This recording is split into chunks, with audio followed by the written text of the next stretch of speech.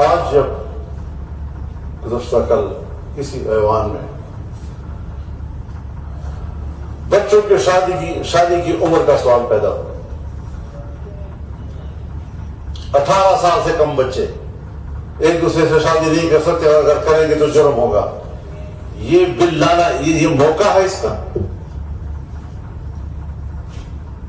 میں ایک پاکستانی کی حیثیت سے جہاں پر آپ کے ساتھ کھڑا ہوں، ملک کی دفاع کے لیے کھڑا ہوں، صف اول میں کھڑا ہوں، ملک کے لیے قربانی دینے کے لیے تیار ہوں،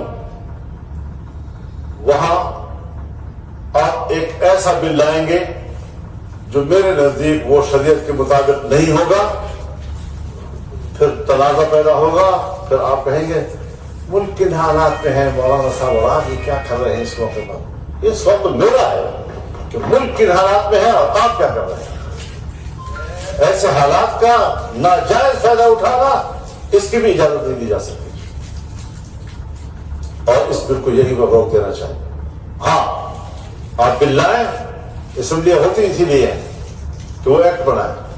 بل پہلے اسلامی نظریاتی کونسل میں جائے، وہ جانچے اس کو.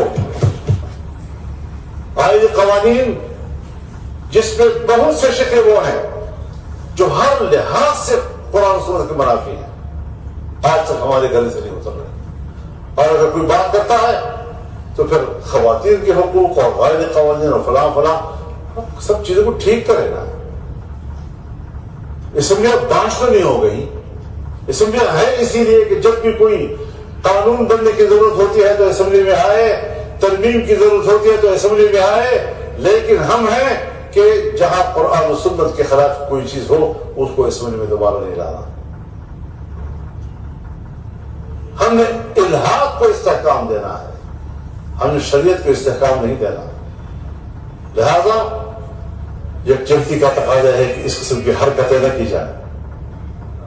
اور جناب چیئرمین، آپ بڑے دبنگ انسان ہیں، میں آپ کو ذاتی طور پر جانتا ہوں، مجھے آپ سے پیار بھی ہے. ذرا دبنگ ہو کر یہاں ایک رولنگ تو دے دیں کہ اسی جگہ پر روک.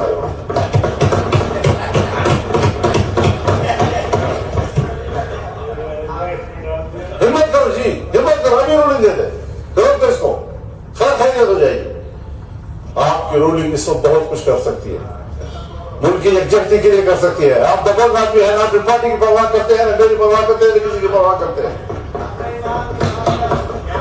بہت شکریہ مولانا صاحب. شکریہ.